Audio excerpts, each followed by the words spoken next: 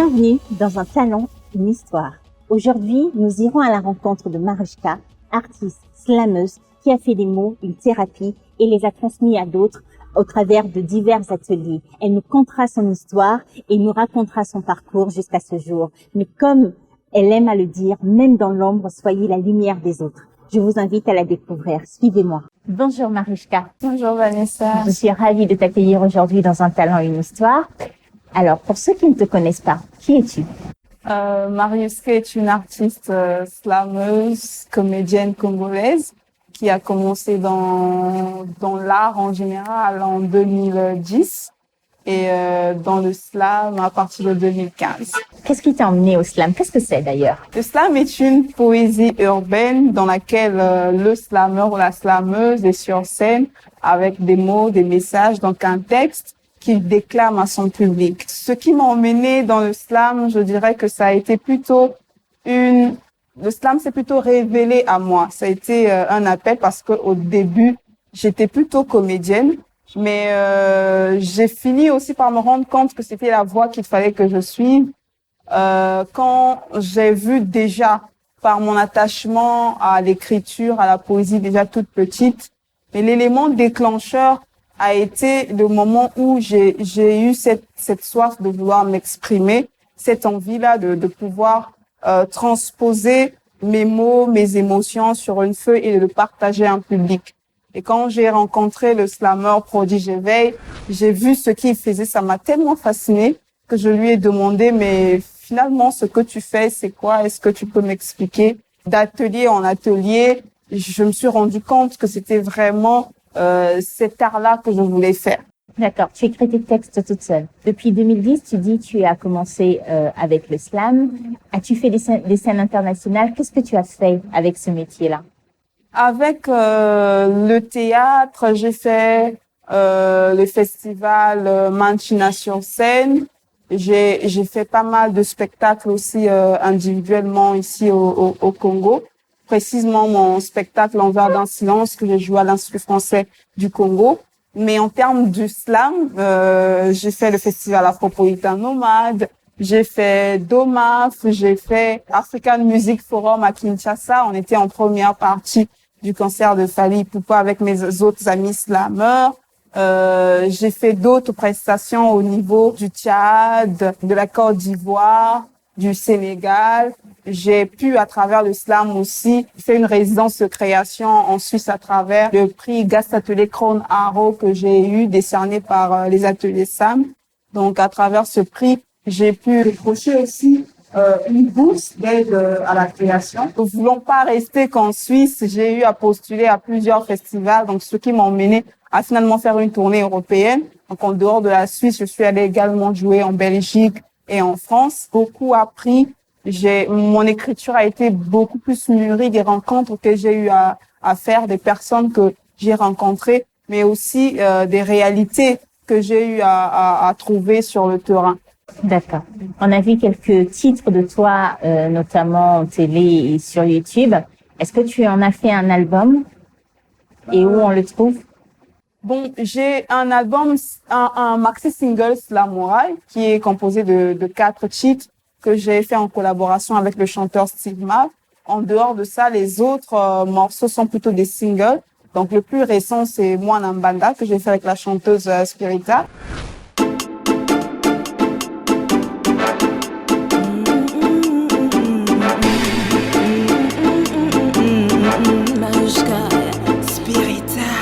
Tango bolingo s'émiette au soir des alliances. Les allées se déchirent, alliage d'injures injustes face aux gosses qui subissent ce supplice. Les liens du sang sont censés mettre du sens là où l'insensibilité met sens dessus le sens de notre existence. Qui a dit que pour les mômes de mère se valent, qu'une belle mère est toujours une bonne mère? Mépris, haine, rejet, les punitions pleuvent en excès. Apparemment, faut se débarrasser du Mwana Mbanda. J'ai pu mettre tous ces clips, toutes ces vidéos là sur YouTube pour permettre au public aussi de pouvoir consommer le slam autrement. Parce que traditionnellement, les spectacles de slam, c'était plus une scène, un public, au Congo, bien évidemment, mais je me suis dit que c'était important de pouvoir digitaliser nos œuvres pour permettre aux gens qui sont au Congo de pouvoir aussi consommer les œuvres de leurs artistes. Marichka, quels sont les moments les plus impactants de ta vie, les bons comme les mauvais? Tu peux parler de la partie professionnelle, personnelle, et quelles sont les leçons que tu en as tirées? Je pourrais dire que les moments les plus bons moments sont celles que je partage avec mon public. Quand t'es sur scène. Vraiment, oui, c'est ça, les moments où je me sens vraiment vivante, où je me sens exister, où je me sens utile pour les autres, parce que les messages que très souvent je véhicule dans mes textes sont pas seulement des messages égoïstes, mais des messages dans lesquels je veux partager quelque chose de positif avec le public. Donc chaque fois que je monte sur scène, c'est des moments que si j'avais vraiment le pouvoir d'éterniser, je pouvais éterniser ces moments. Mais les moments les plus difficiles que je peux dire jusque-là, très souvent des moments de doute ou quand tu es face à un projet, tu veux réaliser une œuvre, mais tu te rends compte que toutes les conditions ne sont pas réunies pour que tu arrives à donner vie à ton rêve. Et pour la petite histoire, avec le projet Slam Unité, au début, c'était très difficile parce que déjà, je me disais, je viens de commencer dans le slam, je n'ai pas un nom dans le milieu. Est-ce que ce que je vais faire, est-ce que ça sera vu d'un bon œil? Est-ce que je serai capable de réaliser ce projet-là? Parce que moi, je voulais vraiment aller à la rencontre des gens pour parler du slam, pour parler de la poésie, mais aussi de permettre aux gens de se servir de la poésie comme étant thérapie, parce que moi-même, la poésie m'a beaucoup aidé à pouvoir m'accepter, à pouvoir m'assumer. Je voulais vraiment emmener la poésie vers les gens. Donc ce projet, au début, ça m'avait tellement touchée personnellement que à un moment donné, je me suis dit, si je ne cherche pas à transformer cette douleur, ce choc en quelque chose de positif avec les AVC qui sont maintenant aujourd'hui par-ci par-là, je risque de craquer. Donc je me suis dit, tant que je ne sais pas, je ne saurais pas si ça va marcher ou pas. Et je l'ai pris sur moi. Je me suis dit, bon, avec le peu que j'ai, je veux investir. Et Dieu merci, j'ai quand même une équipe aussi qui partage les mêmes rêves que moi. On a essayé de s'organiser. Et quand on a fait le premier pas, c'était le pas décisif. Parce que quand on a vu comment comment les gens ont aimé, comment les jeunes qui ont reçu ce projet ont vraiment aimé le projet, ça m'a donné encore plus de force de continuer à œuvrer sur cet élan-là. Donc, on a commencé avec le Cameroun, on est parti, on a fait des formations avec les jeunes de Fumban, et tellement que les enfants voulaient encore qu'on continue les ateliers, je leur ai dit que je n'ai plus aucune raison valable d'arrêter ce projet. Il faut expliquer que ton projet consiste à justement former des plus jeunes à la poésie, donc, et au slam, entre autres, et transmettre, on va dire, aux générations futures tout ce que toi tu sais, et comment eux ils peuvent transcrire leur peine, leur joie, leurs blessures avec des mots sur du papier. Et qu'est-ce qui t'a emmené à ça justement? Comment tu en es arrivé à écrire? Quelle a été justement cette fissure qui t'a emmené à devenir slameuse? Je suis l'aînée dans ma famille, donc j'ai depuis très jeune cette responsabilité-là de ne montrer mes problèmes, ma douleur, parce que la grande sœur doit être forte pour montrer l'exemple aux autres. La grande sœur, c'est celle-là qui doit donner un peu de motivation aux autres, que ce soit pour travailler. Bref, dans la vie de tous les jours, déjà petite, j'avais cette lourde charge-là. Mais vous savez, nous sommes des humains. Il arrive des fois où parfois t'as quelque chose qui te fait mal, t'es triste. Et vu que tu ne peux pas le montrer, fallait bien que je trouve une manière de pouvoir me décharger parfois de ces émotions négatives. Et c'était dans l'écriture que je me plongeais. Donc quand j'avais un besoin, quand j'étais triste, j'écrivais. Et plus j'écrivais, plus j'avais l'impression de parler à quelqu'un qui ne me jugeait pas, de parler à quelqu'un qui me comprenait, bien qu'il n'y avait pas cette interaction-là, parce que quand on écrit sur une feuille, ça reste sur une feuille.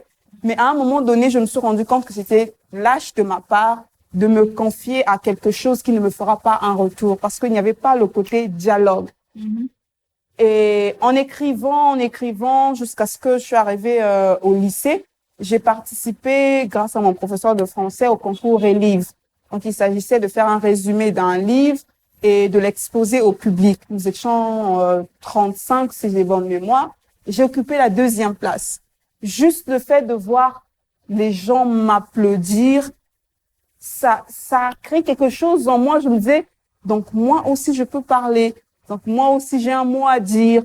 Et j'ai demandé donc à un des participants s'il connaissait un centre où on formait les jeunes dans la prise de parole en public, parce que j'étais très timide à cette époque-là. C'est à peine si je pouvais prononcer 2-3 mots en public.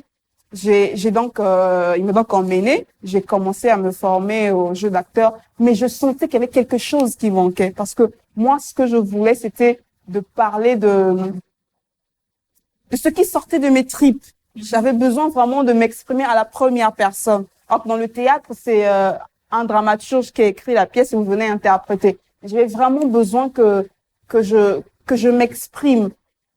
Parce que l'autre fait aussi qui a occasionné ça, c'est que très souvent, depuis l'école primaire, vu que je suis la plus petite très souvent dans la salle, j'étais la plus courte et je me faisais souvent brimer. Souvent, pour que les gens me respectent, il fallait que j'ai de bonnes notes. En ce moment, la fille, elle peut pas la toucher. Elle, donc, fallait que je travaille 2 fois plus dur pour mériter le respect des autres. Parce que, pour moi, je n'avais pas une force physique déjà pour me défendre. Et le seul fait que les autres dans la salle savaient que non, celle, elle est toujours première, ça donnait un peu plus de respect. Parce que c'est vrai que s'ils me touchent, le directeur ou le professeur viendra les punir et tout.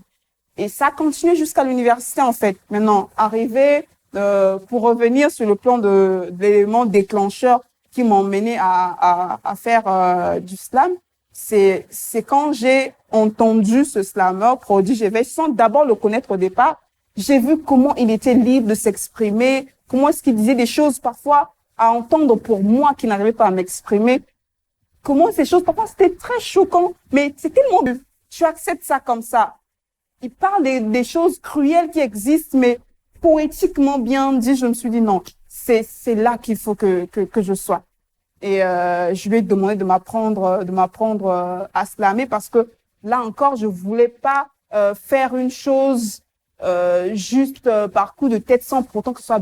Je me suis toujours dit, soit tu fais bien la chose, soit tu ne la fais pas, parce que j'avais toujours eu sur moi. Donc j'ai développé cet amour du travail bien fait juste dans le slam. Donc j'ai pris près d'une année comme ça à travailler avec lui en coulisses sans pourtant me mettre sur la scène. À un moment donné, j'en ai eu marre d'être lâche, de continuer à me cacher derrière mes textes. Je me suis dit là, je monte sur ça a influencé sur mon mental. J'ai commencé même à souffrir des baisses de tension, des maux d'estomac, parce que j'étais vraiment quelqu'un de très introverti. J'avais peur de l'eau. Les circonstances de la vie ne m'ont pas appris à facilement faire confiance. Je dis toujours que en fait, le slam m'a réconcilié avec la société. Et c'est pour ça que je suis très reconnaissante envers cet art. Et une artiste très engagée. Tu participes à former les jeunes. On t'a vu récemment dans le collectif Tosala. Pourquoi tu estimes que c'est important d'avoir une prise de position, de pouvoir accompagner, former les jeunes, de faire en sorte de sortir les gens d'une condition et de les emmener vers une autre condition? Déjà par ton propre parcours personnel, parce que tu disais que tu es quelqu'un d'introverti et le slam t'a réconcilié avec la société et tu en es arrivé à te mettre en avant, à faire des projets et à pouvoir accepter les autres aussi. Pourquoi tu estimes que c'est important? Si le slam ne m'avait pas tendu la main, peut-être que je ne serais pas celle que je suis aujourd'hui. Si je n'avais pas eu cette chance-là de rencontrer les mots sur mon chemin, peut-être que je ne serais pas celle que je suis aujourd'hui. Mais je me dis que la meilleure manière de remercier cet art-là, c'est de pouvoir aider ceux qui sont aussi peut-être ceux qui ont été dans la même situation que moi, à pouvoir se surpasser, à pouvoir eux aussi avoir leur chance dans la vie. Quelle est la valeur de ma vie si elle se résume juste à ne penser qu'à moi? La vie est tellement courte. Aujourd'hui, j'aurais beau écrire des textes pour moi, à quoi je sers pour les autres? Si quelqu'un n'avait pas accepté ce jour-là de m'apprendre le slam, s'il m'avait découragé, s'il avait dit que c'est une affaire d'homme ou jamais tu ne vas exceller, jamais tu ne vas y arriver, peut-être que je n'en serais pas ici. J'aurais eu une autre vie. Mais si moi, quelqu'un m'a donné cette chance-là, pourquoi moi, je ne vais pas permettre aux autres aussi? Pas peut-être de devenir forcément slameur ou slameuse, mais de pouvoir utiliser les mots comme étant thérapie pour exister. Parce qu'il n'y a pas deux vies. Tant qu'on peut ajouter un peu de bonheur dans la vie des autres, je pense que c'est ça, en fait, le sens d'une vie. Permettre à ce que les autres aussi, à travers ton bonheur, que les autres aussi aient une certaine paix de l'âme, s'il faut le dire comme ça. Et je prends plaisir à voir les autres prendre plaisir dans ce que je fais. C'est ma plus grande récompense, en fait. Quand je vois qu'à travers un atelier, un enfant ou un jeune a pu, et ça c'est une histoire qui, chaque fois que je pense, me redonne encore plus d'espoir. Le texte de Cléomâtre que j'avais publié une fois avait aidé une fille qui voulait aller se suicider de ne pas se suicider, parce que justement dans ce texte-là, je dénonce le comportement de la société face aux filles qui parfois se retrouvent dans la rue parce qu'elles n'ont personne pour leur aider. Les gens se disent que les prostituées qui sont dans la rue, elles sont forcément là parce qu'elles ont voulu. Mais l'histoire de Cléomâtre, c'est une fille qui s'est retrouvée dans la rue et qui voulait s'en sortir. Mais la vie ne l'a pas fait cadeau. Elle est tombée enceinte, elle a voulu avorter, ça n'a pas marché et elle est morte. Juste parce que les gens lui ont jugé sans même savoir pourquoi est-ce qu'elle en est arrivée là. Je ne dis pas que c'est tout le monde qui se prostitue involontairement. Il y a des gens qui le font volontairement. Mais là, c'était juste pour dire aux gens que parfois, ça ne sert à rien de juger les gens parce que on a tous nos faiblesses, on a tous nos forces et il faut accepter les gens tels qu'ils sont. Quand tu peux aider quelqu'un, vas-y, fais-le. Mais ne condamne pas la personne sans connaître les raisons pour lesquelles la personne en est arrivée là. Et la fille là, après avoir entendu ce texte-là, n'a plus fait ce qu'elle voulait faire. Elle a fait de son mieux de trouver mes contacts, elle est allée sur les réseaux sociaux. Elle m'a écrit en me disant merci. Moi, ça, c'est ma plus grande récompense parce que au moins, à travers un texte, j'ai pu éviter qu'une personne décède. Voilà. Et c'est ça, en fait, ma plus grande récompense. C'est ça, ma plus grande joie. C'est ça qui me permet de pouvoir me challenger aussi tout le temps. Même face aux obstacles, je me dis, je vais arrêter là, mais le fait que j'arrête va aider une personne qui peut-être est en train d'attendre ce projet.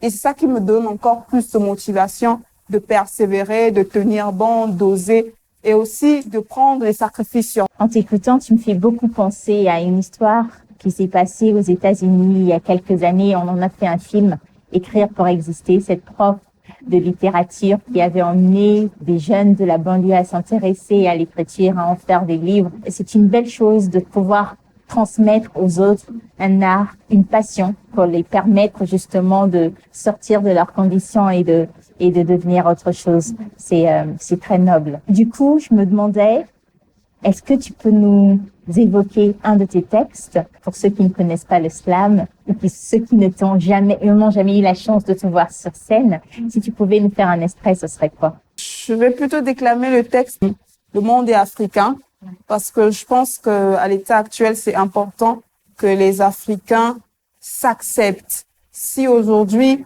on souffre, c'est parce qu'à un moment donné, on n'arrive pas à, comme le dit Fatou Diom, à posséder notre histoire et à surpasser cette histoire-là pour se dire que voilà ce qu'on a vécu, mais ça ne veut pas dire que notre existence va s'arrêter. Donc, dans ce texte, je dis, de mes racines pharaoniques, telle une queen Néfertiti, je viens ouvrir les portes des pyramides pour rendre à Césaire ce qu'ils ont donné à César, arracher à Pythagore ce qui revient à Senghor.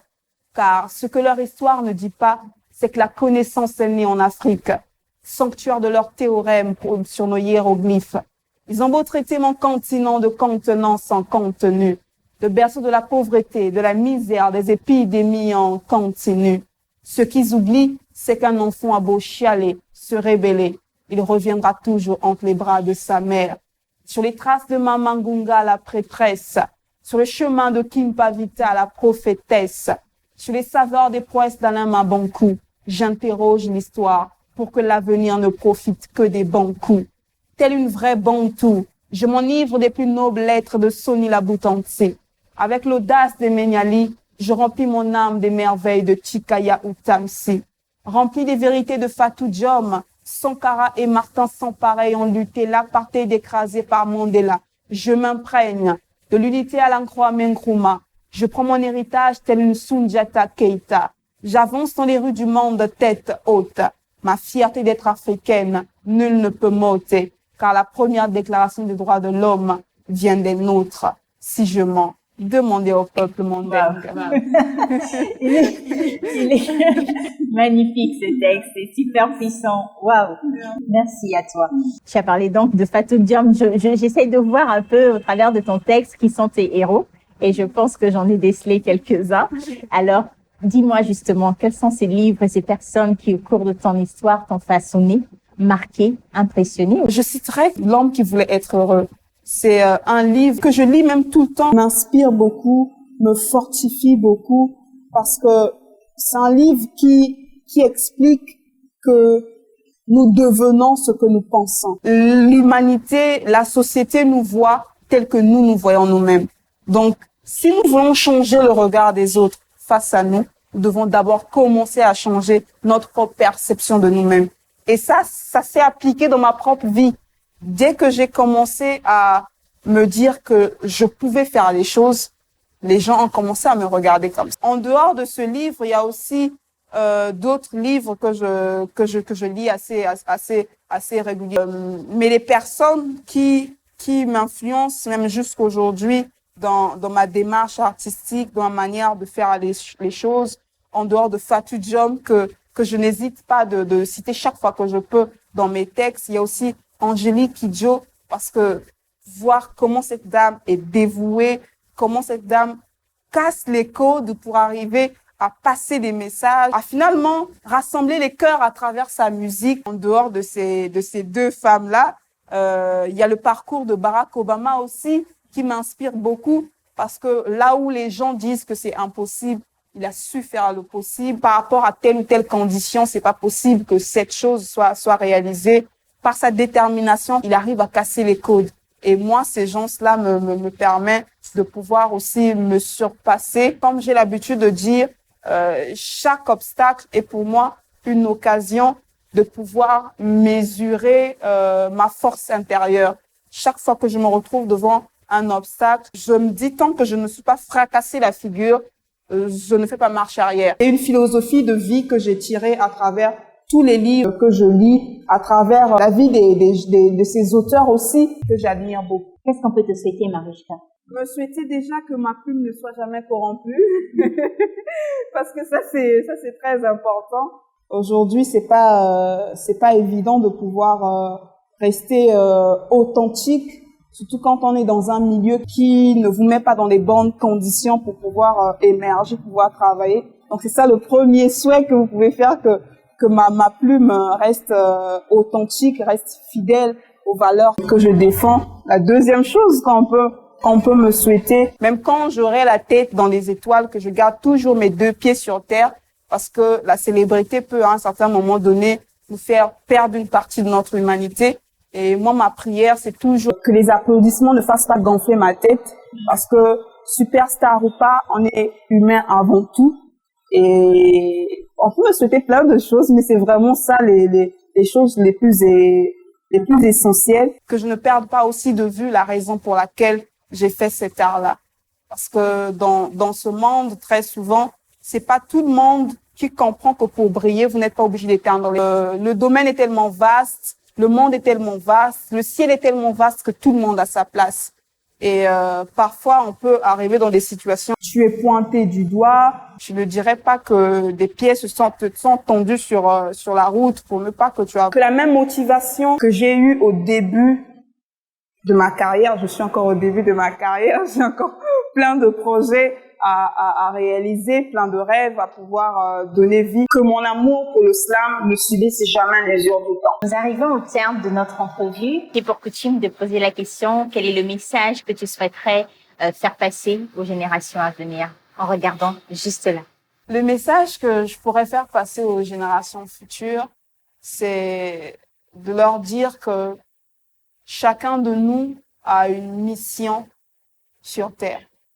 Et on n'a pas forcément besoin d'avoir un statut pour changer le monde.